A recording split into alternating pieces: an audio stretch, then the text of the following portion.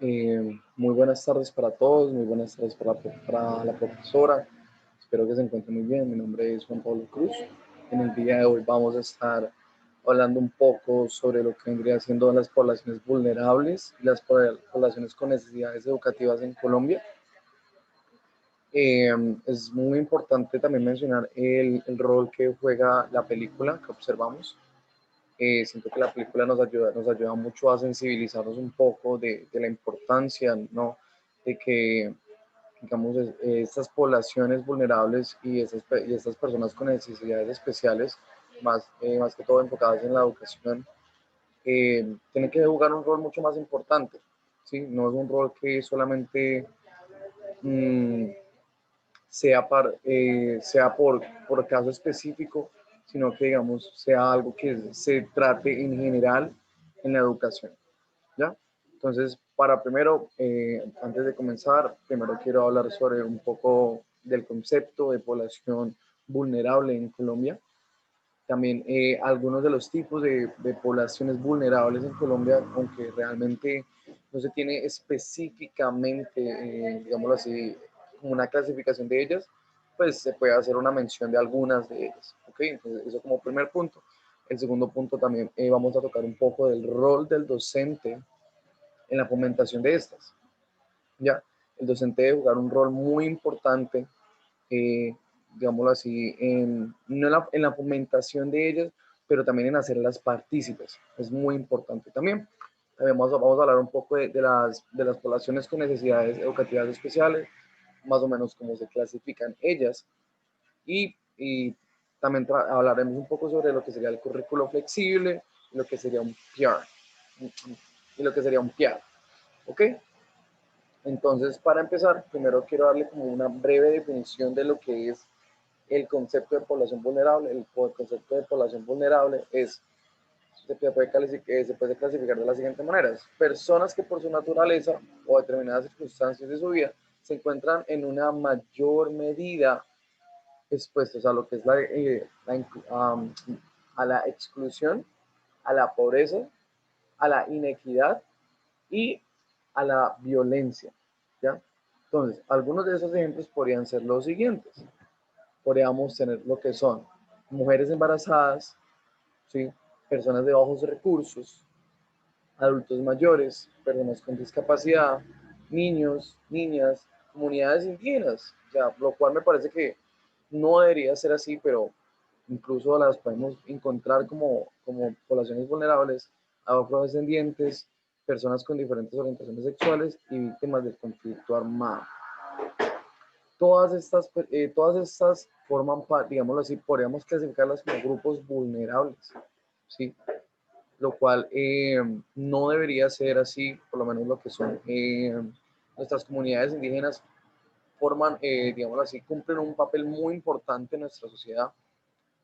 Considero que no se les debería considerar como comunidades vulnerables, pero debido a todo lo que vivimos en nuestro país, a toda la violencia, a la falta digámoslo así, de unidad y de promoción desde el gobierno hacia que nosotros como parte urbana conozcamos más de las comunidades indígenas y que digámoslo así, nos veamos más inmersos en ellos.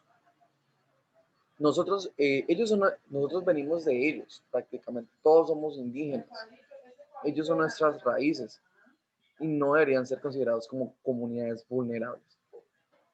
Es algo que también, digamos, no, estoy muy en desacuerdo.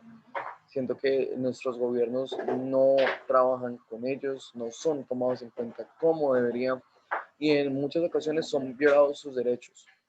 En muchas ocasiones son violados sus derechos. Me parece algo totalmente frustrante, pero bueno, digamos que es la realidad que tenemos que vivir. Y pues ya conocemos, digamos, el caso de lo que podrían ser las personas del conflicto armado, podríamos también, digamos, lo que serían las mujeres, por el acoso en las calles, el acoso en el trabajo para las mujeres, sí, todos estos feminicidios que viven en nuestro país.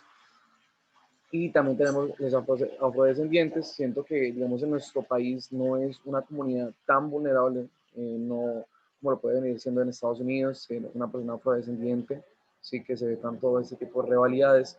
Digamos que nuestro país no está tan de esa manera, pero de todas maneras sí, se sigue considerando como una comunidad vulnerable. ¿Listo? Entonces, para continuar, quiero hablar un poco del rol que juega el maestro, o que el maestro debería, digámoslo así, tener frente a estas comunidades. Primero que todo, el maestro tiene que ser consciente, debido al derecho de la educación que tienen los estudiantes. El maestro tiene que ser consciente y saber cuáles son las poblaciones vulnerables. Tiene que saber cómo trabajar con ellas y tiene que hacerlas, tiene que hacerlas inclusivas en su salón de clase. ¿Sí? Me gustaría mucho hablar de lo que sería la fomentación de las comunidades vulnerables. Digámoslo así, en muchos de los casos, muchos de nuestras instituciones educativas del país, nunca se ve trabajado, digamos así, un proyecto educativo, o no se plantea en los PI de las instituciones educativas, no se habla y no se incluye a las comunidades vulnerables. ¿Sí? En los PI de muchas instituciones educativas se hacen infinidad de actividades, que se le harán del día de tal cosa, que se le harán del tal día de la otra, pero nunca se tiene en cuenta lo que serían las comunidades vulnerables. Entonces, digamos que en ese caso, nuestras instituciones educativas están pecando porque no están siendo inclusivas con ellas y no están haciendo una fomentación apropiada de cada una de ellas. ¿Sí? Entonces, ese es uno de los mayores pecados, que como instituciones educativas no estamos fomentando eso. Los maestros tampoco están fomentando eso en nuestros salones de clase. ¿Qué pasa con esto? Este tipo de situaciones trascienden ya digamos así, a nuestro entorno social, y esto a trascender en nuestro entorno social es donde vamos a encontrarnos con violencia, vamos a encontrarnos con discriminación, abusos, etcétera, etcétera, etcétera.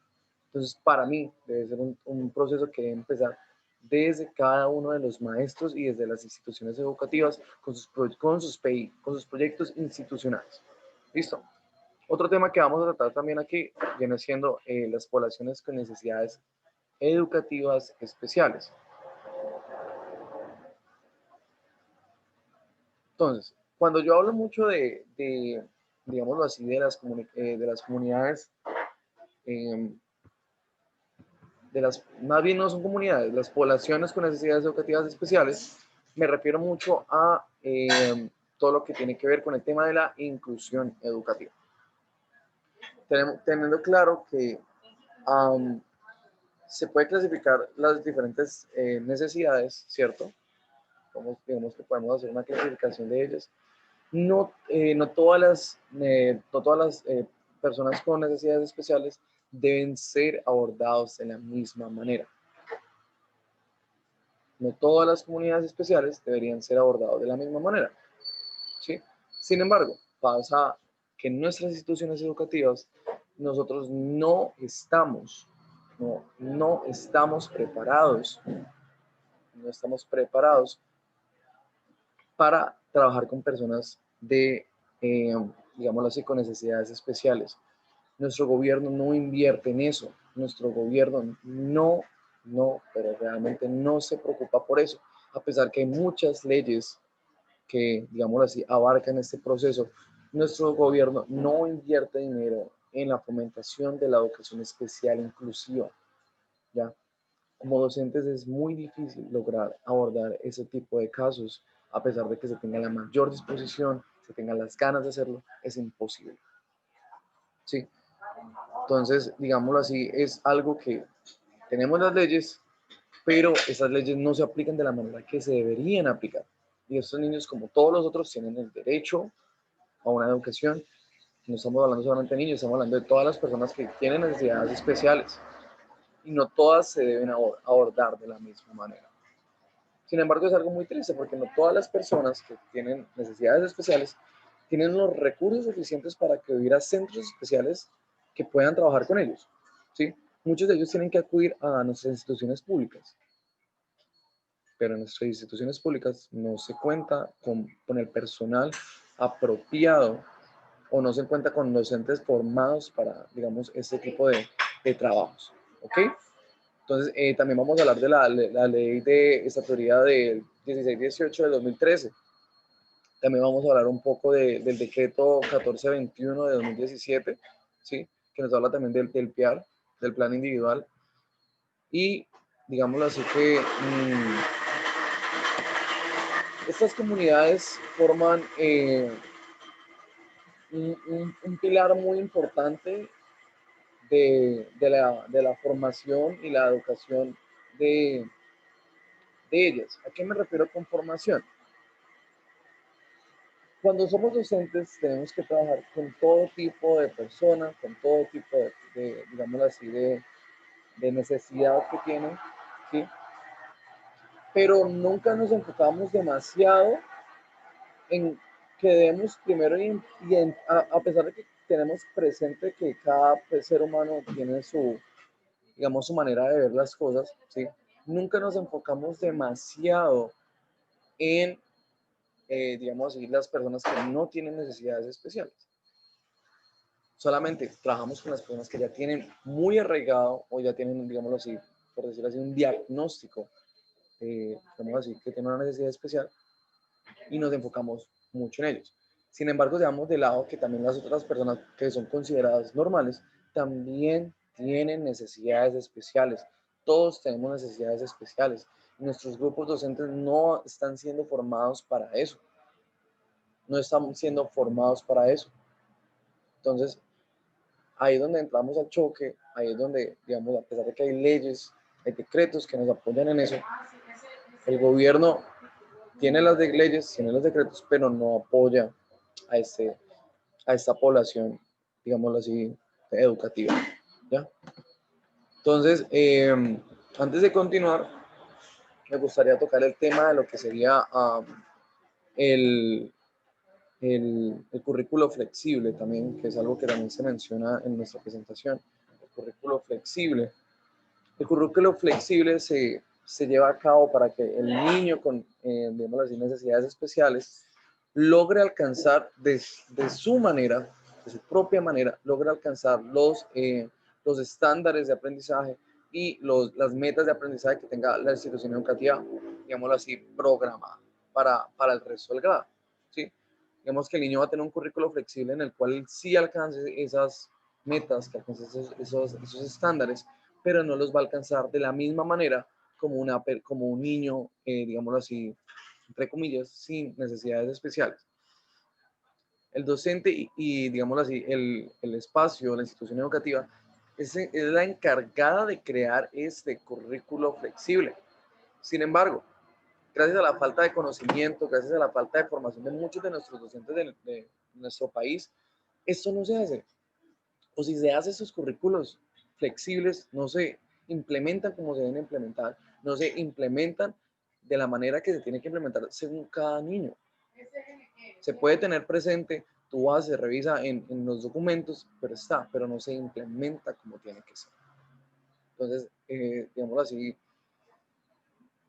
se dice que se hacen las cosas, pero no se hacen de las cosas de la manera correcta. Y eso siendo demasiado optimistas. Entonces, yo soy una persona que llevo 4 años en lo que sería el tema de la educación, he sido docente, he podido formar parte de muchos espacios y puedo dar fe que este tipo de cosas, a pesar de que se implementan, no se implementa de la manera correcta.